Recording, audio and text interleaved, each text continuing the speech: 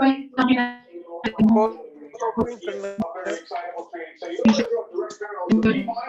to mute everybody. The S&P 500 as in particular might. All right, I've just muted everybody. Dr. Randall, you'll need to unmute yourself. Okay. Okay. And I wanted to explain to everyone today before we get started that if you click on the view button on your computer or laptop, whatever you have, you'll want to be looking at side-by-side speaker so that you can see the speaker, Dr. Randall, and see her presentation. So if you don't get that, that's okay. You can still hear it, but I just wanted to explain that. And I think are we recording yet, Kathy? Yes, we've been recording. Okay. And also about the chat when they put their questions. Yes. So just little housekeeping. I know a lot of you have been to these events before, our webinars, and we just want to make sure that when Dr. Randall is finished with her presentation and we start doing the question and answer portion, that when you put your question in the chat, that you put it to everybody and not just to Dr. Randall. Okay? That's just kind of something that we do. And with that, we'll go ahead and get started. I would like to introduce Dr. Martina Randall to our webinar today. And we are just thrilled to have you, Dr. Randall. Oh, thanks so much for having me. I appreciate it. You're very welcome. And I think this topic is of great interest to a great many of us. And I'm going to let you introduce yourself okay. And tell us just a little bit about who you are and anything you'd like to tell us about your practice before you begin your presentation. Okay. Thank you. Yeah, thanks. I appreciate it. So my name's Martina Randall. I'm a podiatrist in Burbank. I'm originally from Philadelphia. I did my residency down in Miami, Florida, and then ended up doing a sports medicine fellowship up in Seattle.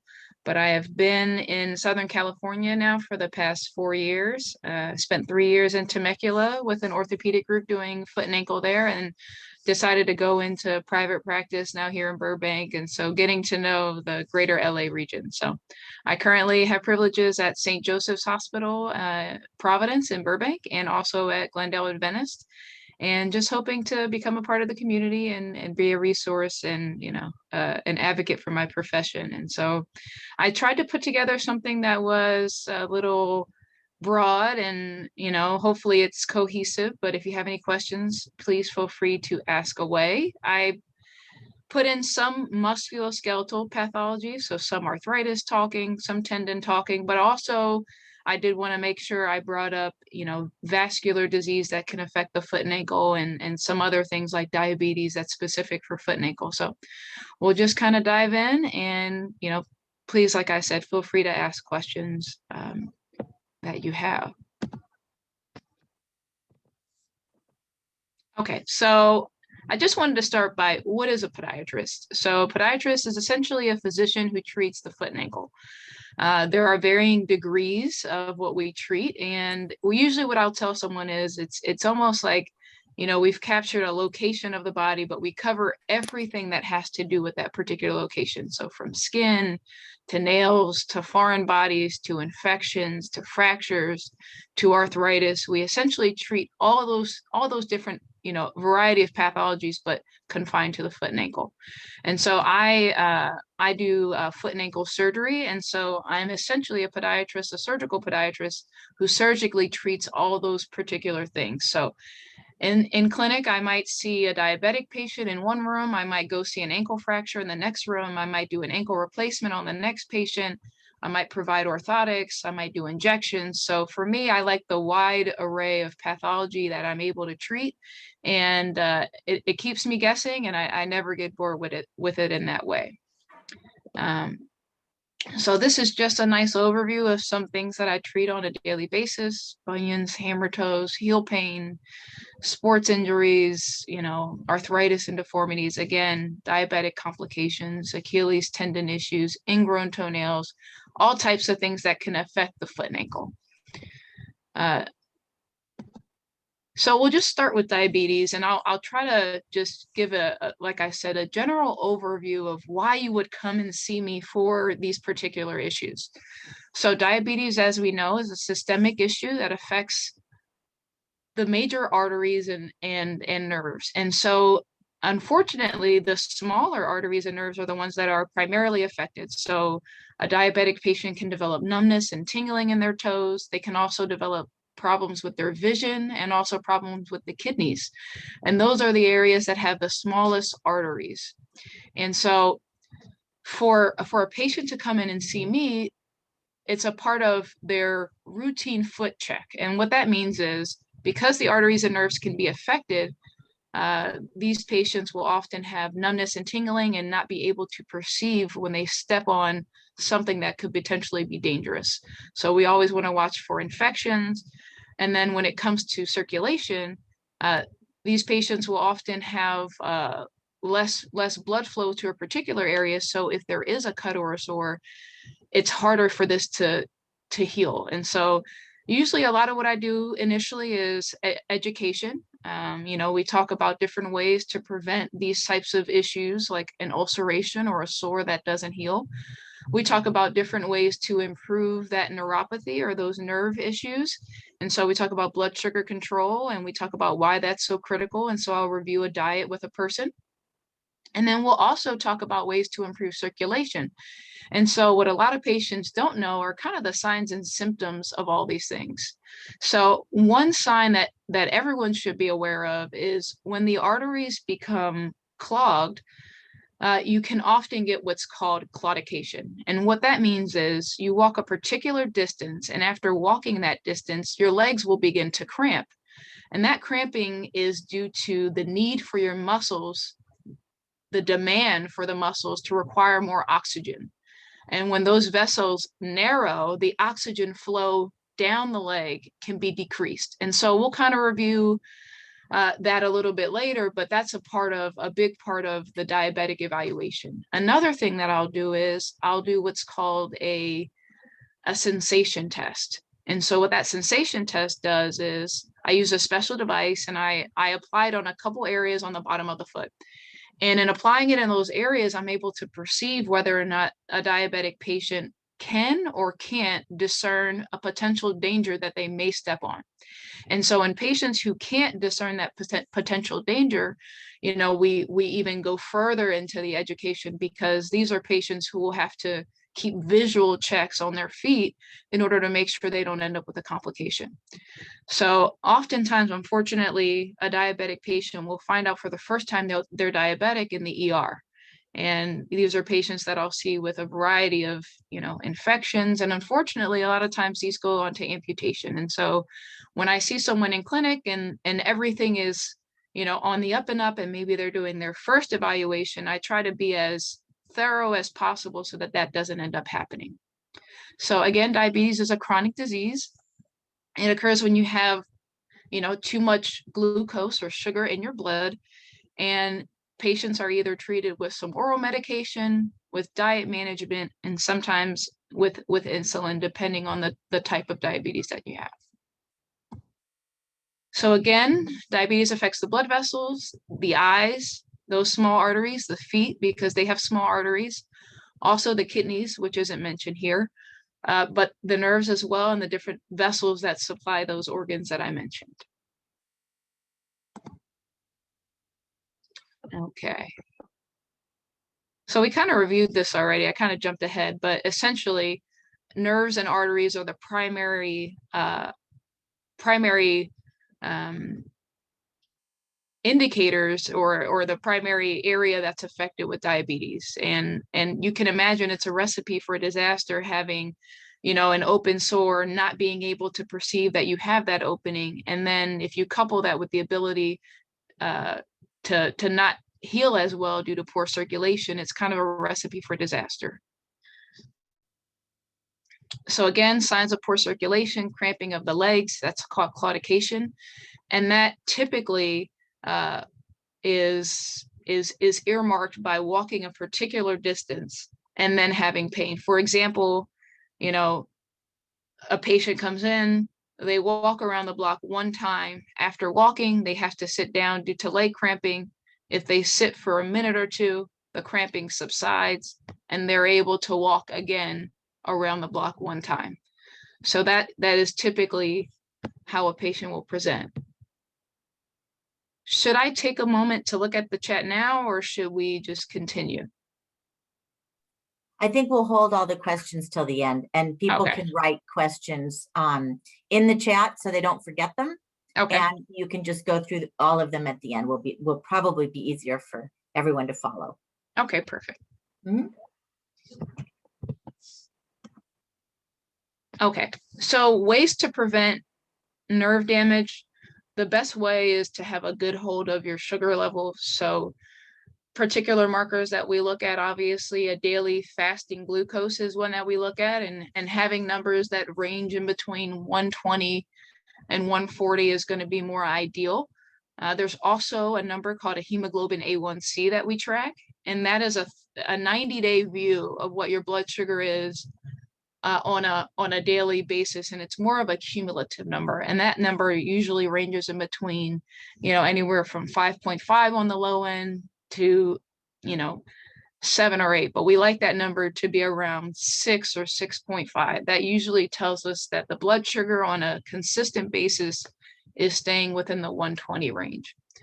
And so our nerves, they function in a variety of ways. The most obvious is our sensation, right? You step on a piece of glass, the ability for your body to say, I stepped on something that hurts, I'm going to pick my foot up.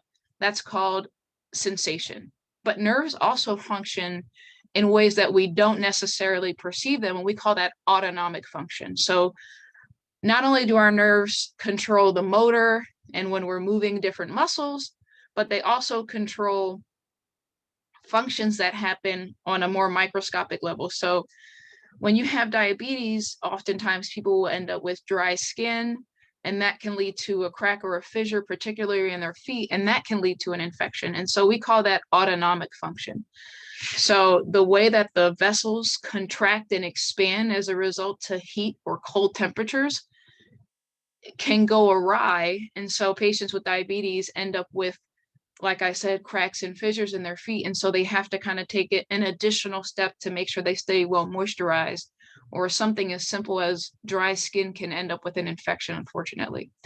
So the best way to prevent that permanent damage is making sure the blood sugar level is low. I usually will recommend patients who are diabetic to start a vitamin B complex. That can be great for nerve health, and that's a good one to also add, if you're taking a multivitamin, making sure that that vitamin B is in there as well.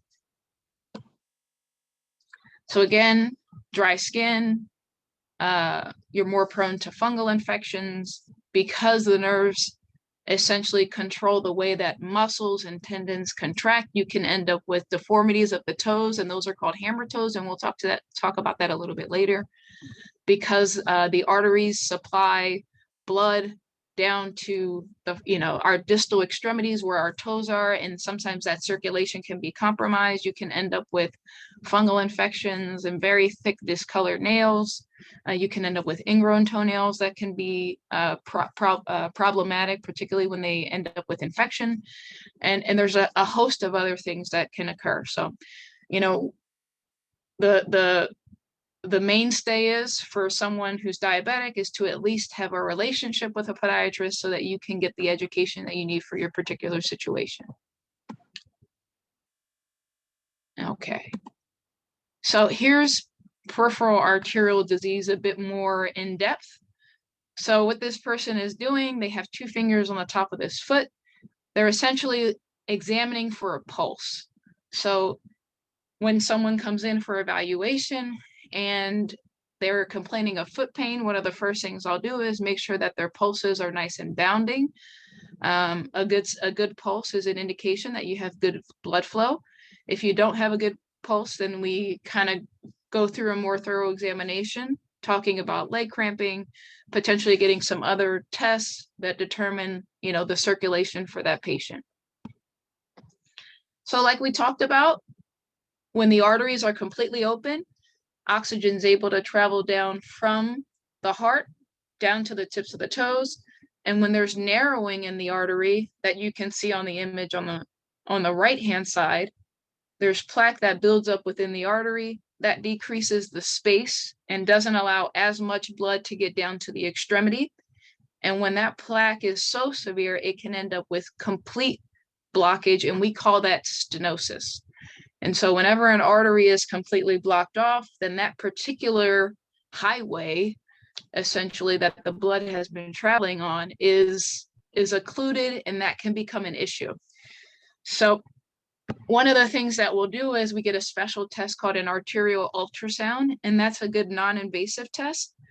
That doesn't require any special dye. It's a test that can be done outpatient, and it gives us a good idea of how much or what degree of narrowing or stenosis exists. And if there is some that's present, I usually will refer that patient to a vascular surgeon so that treatment can be an option. And on the left-hand side, you can see it's called a variety of different things: peripheral arterial disease, peripheral artery disease, the acronym PAD. Peripheral vascular disease is another phrase that you may hear, but it's essentially the same thing. They're all the same thing: narrowing of the arteries that restricts the blood flow to the extremity. Okay, perfect. So what does it mean to have peripheral vascular disease? And one of the things that I'll make sure I tell a patient, typically things that are occurring in one part of the body, unfortunately, are likely to be occurring somewhere else. So if you do have signs of arterial disease, I usually will have people follow up with their primary care doctor, because it's not unlikely for you to have an issue or a blockage in your heart. And so you want to get all of that checked up on, because it's much easier to address 50% blockage than it is 100% blockage. Because by the time we can intervene and potentially open up those arteries, it might be too late to save what we need to save. So for example, sometimes people will come in and they say, I cut my toe, I was cutting my nail 3 months ago. I got this cut then, and it won't heal. And so by the time that happens, we're doing a very, more expeditious workup. They're immediately going to a vascular surgeon, because now this can be a concern, because this patient could end up with an amputation. One of the hallmarks for arterial disease or peripheral arterial disease that we're talking about, when it gets terrible or when it gets to the point of, it's visible for a patient, is gangrene. When essentially our body decides that there's not enough oxygen to travel down to the toes. And so our body will essentially wall off a particular area, and it'll turn black. And so that's our body essentially doing what's called an auto amputation. It's really where the blood supply or the blood flow going down to that area has been occluded long enough to where the skin dies and the soft tissue around that skin dies. And oftentimes, even when we intervene and open up the arteries at that point, it might be too late. The damage may already be done. And so knowing the signs of arterial disease are more important, because if you're getting leg cramping, you walk a block and you're getting that kind of typical calf pain, you have to sit down for a bit and then you can continue to walk. That could be an early sign of arterial disease. And you'll want to get that addressed sooner than later so that you can avoid all these long-term complications. And then again, you would want to make sure that your heart arteries are also doing well. So risk factors for having arterial disease, unfortunately, age. The older we get, the more that plaque has time to build up. Smoking independently is a big risk for arterial disease. Anytime you inhale nicotine, it actually decreases blood flow for about 4 minutes per inhalation. So anytime you're smoking, you're significantly decreasing how much oxygen is able to get to the distal extremities. And when I say distal extremities, I really mean our fingertips and our toes. The further away you go from your heart, the harder it is for the blood to get down there. And so those are usually the areas that are affected initially. High blood pressure, high cholesterol, and then, a family history of these things as well. So again, we talked about the symptoms. Leg cramping can be a big thing. Noticing that your extremities are cool, noticing that sores aren't able to heal as well. We talked about how when the blood flow is inadequate, toenails can become thick and discolored. You can start to lose the hair on the tops of your toes, the hair on the tops of your foot. So those are all signs that there may be something happening.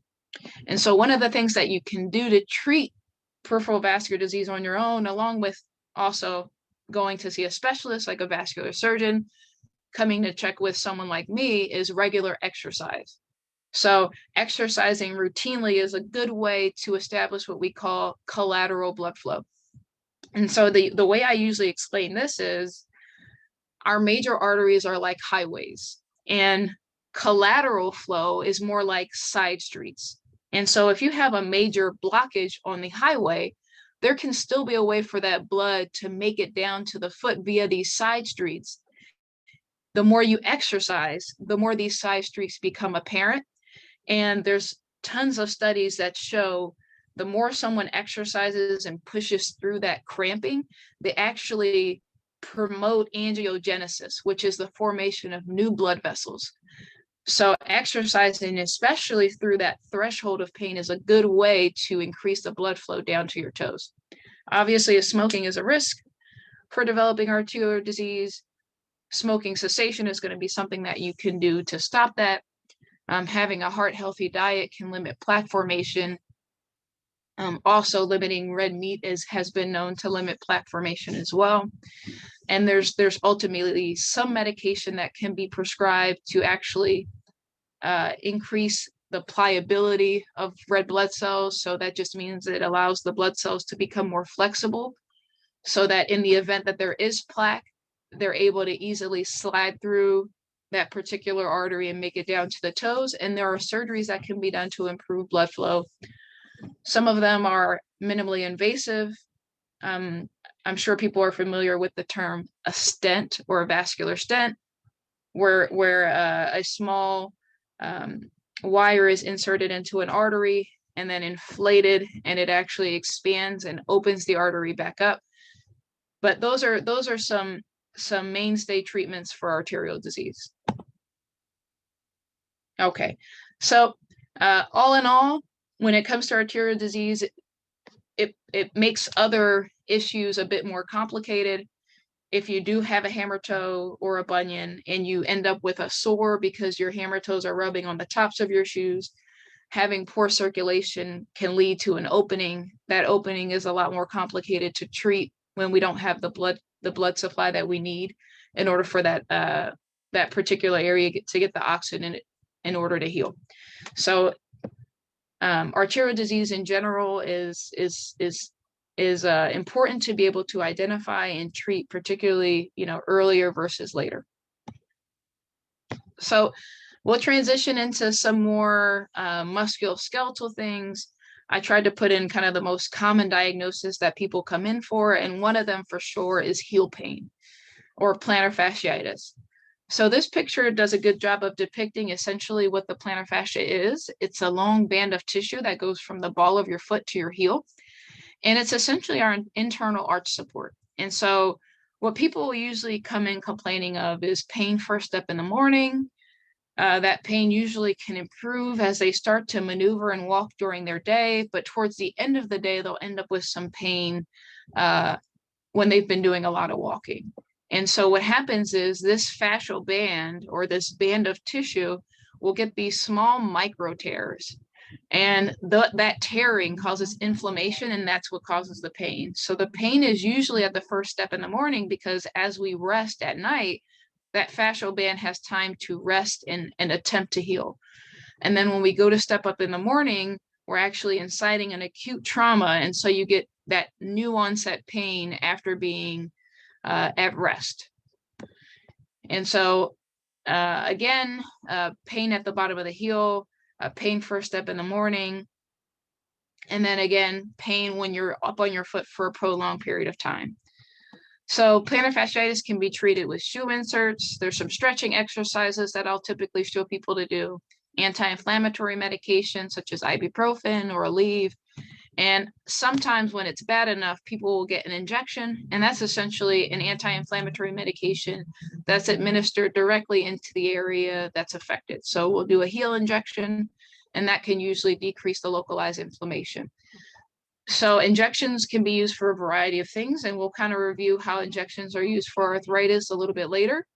But for something like plantar fasciitis, an injection is a good option, or anti-inflammatory medication is a good option, because anti-inflammatory medication, particularly when it's an injection form, is a scar tissue and an inflammatory reducer. So that band of tissue that is inflamed becomes thickened. And when it becomes thick, it's less pliable. And so administering that medication into that area actually promotes decreased scar tissue, which allows that ligament to become more pliable again, and people are able to recover and get back to normal and return to their previous level of activity. Another reason why someone would come in to see us is for Achilles tendonitis. So similar to the plantar fascia, tendonitis is inflammation of the Achilles, and it usually occurs with an increase in the thickness of a particular area, pain to touch, and pain with walking. And so the Achilles tendon, that, as you can see on the image, it runs from our calf muscle and inserts on the back side of our heel. It can either be inflamed at the mid substance, like you see on this image, or it can be inflamed at the insertion, so further down towards the heel. When it's inflamed in the mid insertion, like you see on this image, typically it's more painful earlier on in the day, and as you start to walk, it feels a little bit better. When it's inflamed on the heel, a lot of times the back side of our shoe will cause some irritation, and that can be an early sign that you have some insertional Achilles tendonitis. Similar to plantar fasciitis, because it's inflammation, we usually start with some anti-inflammatory medications. Sometimes that swelling can be so significant that we'll actually immobilize people into a boot. You can still walk at that point, but it just gives an opportunity for that tendon to decrease in inflammation. So symptoms: aching, stiffness, soreness, tenderness to touch, those are all signs that you may have inflammation of the Achilles tendon. So rest, again, ice, heel lifts. The way heel lifts works is it actually takes the tension off the Achilles. So for example, if you went for a hike and we're going up on an incline, you're putting more tension on your Achilles. And so activities such as hiking, or newly beginning something like hiking, where your body is beginning to acclimate to that new position, can kind of flare up a little Achilles tendonitis. And so you just want to be mindful. Anytime you're changing your physical activity level, you want to make sure that you change things on a gradual basis. You don't want to go from not doing a particular activity to doing it for an hour on a day, because then it can lead to some stress reactions, some inflammation of particular tendons. So anytime you're introducing yourself into a new activity, you want to make sure that you do it gradually. I usually recommend 10 to 15% of an increase over the course of several weeks, and that usually can prevent things like tendonitis, things like stress fractures that can occur when we rapidly increase things. And especially, I think, during COVID, and as things have opened up, I think I've been seeing a higher rate of some stress injuries, because people are eager to get back to what they previously were doing. And so it's good to be mindful that while you're getting back, you don't want to overdo it or do something too fast or too quickly. So something else that people will come in to see me for is for flat feet. Oftentimes this can be asymptomatic when we're younger, but as we get older, unfortunately, that abnormal joint alignment can cause some arthritis, and that's usually what people will come in for. Arthritis that's due to a flexible flat foot that over the years has kind of just worn down a particular joint. Another reason is tendon inflammation. As you can imagine, almost just like an alignment on a car, a faulty alignment when we're walking predisposes particular areas to increased stress, increased pressure, and overuse. There's a tendon that lies on the inside of our ankle. It's called our posterior tibial tendon. That tendon is responsible for turning our foot inward, and it resists a flat foot position. So you can imagine as you see in this image, if this patient has been walking around for 50, 60 years in this position, the structures that lie on the inside of the ankle have certainly been getting more stress than the structures on the outside of the ankle. And so things that we'll do for this are things like orthotics, shoe inserts to support the foot position, and essentially correct the alignment. So a flat foot really is a structural abnormality that leads to abnormal joint position. That joint position, when it's abnormal over a length of time, can result in abnormal tendon wear, abnormal joint wear, the progression of arthritis and pain. And so a first round treatment for something like a flat foot would be a shoe insert, anti-inflammatory medication. We essentially try to support the foot position and realign things as best we can. If things like this fail, and sometimes they do, we'll try some bracing that's a bit more structural. So instead of having something that's flat and underneath your shoe, you'll get a brace that might go around your ankle to support your foot and ankle. We'll try physical therapy. And if things continue to be painful, sometimes we'll do something called a reconstruction. So we'll go in and with a surgery, we'll realign the joints so that you can walk, so that you can continue to be active. Another thing that people will come in for is a bunion. So a bunion is essentially a bump on the inside of the big toe joint. It can result in soreness, you can get inflammation. Sometimes people have numbness and tingling at that particular area because that prominence is pushing on a nerve. And so that can result in some numbness and burning and tingling. And, you know, sometimes these are painful, sometimes they're not. And so if it's a matter of pain at the joint, we'll start with some anti-inflammatory medication, some non-surgical options like toe splinting and strapping. Inserts or orthotics can be used to help with bunion pain as well. But when someone comes in and they say, you know, I have a bunion and it hurts, the first thing that we'll do is get an x-ray.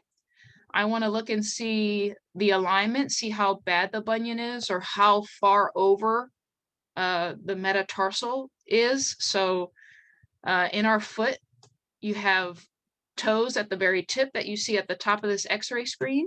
And then further back, those bones right behind the toes are called metatarsals. And so I'll look at the joint alignment, make sure there's no arthritis. Sometimes people can have big toe joint pain because of gout. And so if someone has a history of gout, there are some different changes that can occur at the great toe joint. But essentially the non-surgical options are something like a shoe insert. And again, the insert helps to correct position, and that position can decrease the rate of progression of a bunion and decrease the pressure, and that can help with pain. And then there's a surgical option where we go in and essentially straighten the bone so that the toe is straight, so that you don't have that bony prominence there and get, you know, irritation with shoes and have that continued pain. So why would a bunion surgery be done? I'm always an advocate of, if it doesn't hurt and you're able to function, most times it's better to leave it be. There are plenty of things that, you know, us unfortunately as surgeons will do to make things look very straight and cosmetically, you know, pleasing, but surgery always comes with a risk, and you could always have potential complications with the surgery. And so if it's not painful, surgery could potentially make it painful. And if it was me, I'd much rather have a bunion with no pain than have a straight toe and have pain potentially. So bunion surgery should only be done to reduce pain, to improve function, to decrease the deformity by default, by straightening that bone and removing the bump. And there are some soft tissue things that we do as well to manage a bunion surgery. Another thing that people will come in for is hammer toes. So what's a hammer toe? A hammer toe is a contraction or a bend in the toe, and that can occur at one of two joints.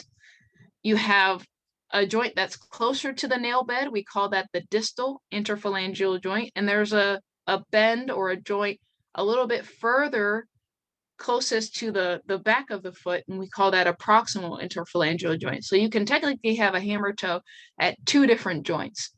Essentially, why does that become a problem? It can cause a callus or a thick soft tissue formation right at the knuckle. And that usually occurs when you're wearing shoes. Shoes unfortunately are a little constricting at times. And so if you have a hammer toe, it can cause inflammation or irritation rubbing on the top of that shoe. And that's the most common reason for someone to want to get a hammer toe fixed. So there are some things that we can do for that. So first thing I would do is to get an x-ray. We would look and see where the hammer toe is. We would talk about treatment options for that particular hammer toe, non-surgical and surgical. Surgical correction would be to straighten the toe. And what we actually do is we go in, remove the knuckle and straighten it. Sometimes there's a wire that's sticking out of your toe for a period of time while the bone heals, and then we remove the wire. Non-surgical options are what you see on the left-hand side. There's almost, essentially a toe lasso that goes over the toe. It goes under your foot and it holds the toe down and it reduces this contracture, and that usually can alleviate the symptoms that are present, which is pain and irritation when you're wearing shoes. So it's, we actually carry some silicone sleeves here, and there's plenty of times people come in and that's their main complaint, and the silicone sleeves work just fine to relieve those symptoms. So you'd only do hammer toe surgery again to reduce the bend or the contracture of the toe. And that would relieve the pain, the pressure, improve your function, and again, straighten the deformity that's present. Another reason someone might come in to see a podiatrist is for arthritis. And so you can have arthritis in any joint. Certainly knee and hip is very common, and replacements are common there, but you can have arthritis of the big toe joint.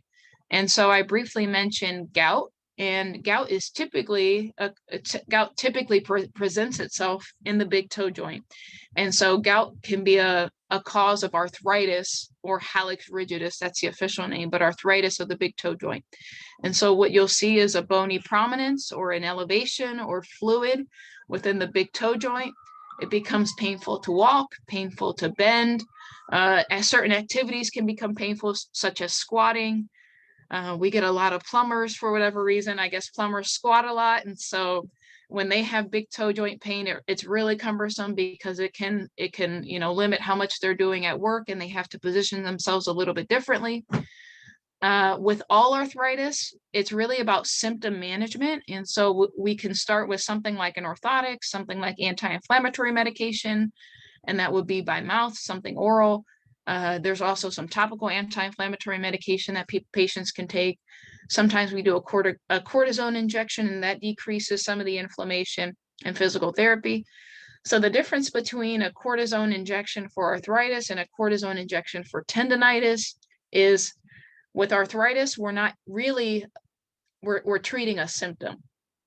The arthritis is still going to be there, but the cortisone injection can help with your symptom management and help you to do the things that you want to do on a daily basis to continue to be active. However, we're not changing what you have. The arthritis will still be there, and at some point, you may have to do something about it. Now, I have plenty of patients who have, bone-on-bone arthritis of a big toe joint, and we do an injection, and they're great for 6, 12 months, a year, sometimes longer. And so if we're able to buy you time so that you can do what you want to do, that is a great viable option for patients to explore. Now, sometimes, when we're doing injections, maybe I've seen a patient over the course of several years, and as time has gone on, the injections are less effective.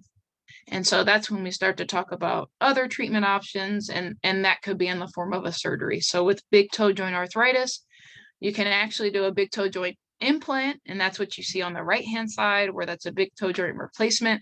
And so you essentially, just like you would with a total knee or a total hip, you get a false joint that's now able to move pain-free. Another option is something called a big toe joint fusion.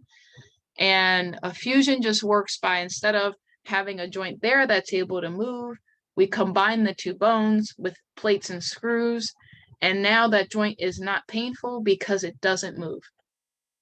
Believe it or not, people with big toe joint fusions can still run and walk and do most activities that they like to do. Someone who wouldn't get a fusion is a plumber, because they need that big toe to bend. And if you're an avid bowler, potentially bringing or sweeping that back leg behind you and allowing it to bend could be troublesome with something like a fusion. But this is a conversation I have with each individual, and we kind of review what option makes sense for that person. So ankle arthritis.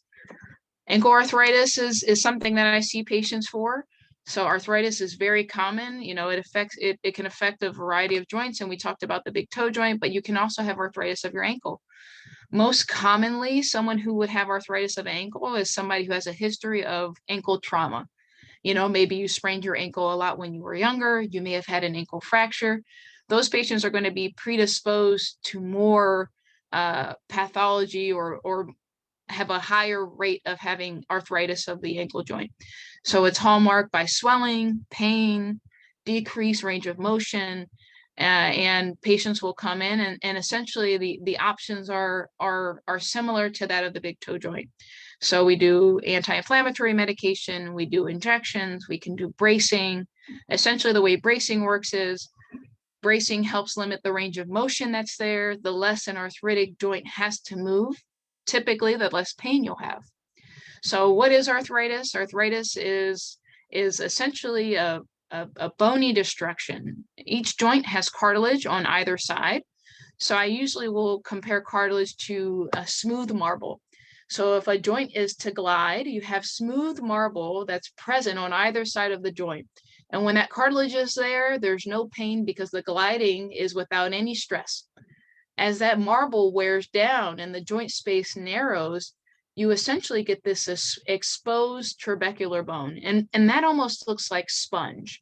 The bone underneath the cartilage has these little fissures, and as those fissures glide on each other, that motion is painful. And so that's essentially what arthritis looks like.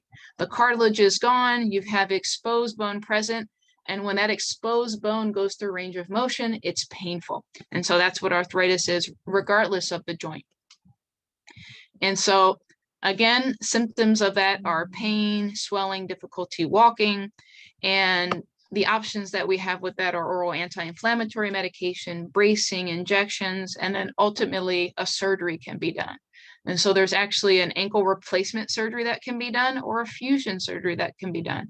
And again, that really is just very patient specific, but this is a pretty good overview for what can occur in the foot and ankle.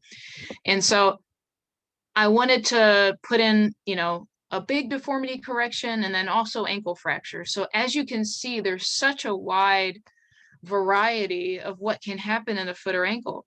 You know, someone can have an ankle fracture, someone can have diabetes, and I can educate them on vascular blood flow and on nerve health and neuropathy and on things that they can do to prevent an amputation. Someone can have a bunion, someone can have an ingrown toenail.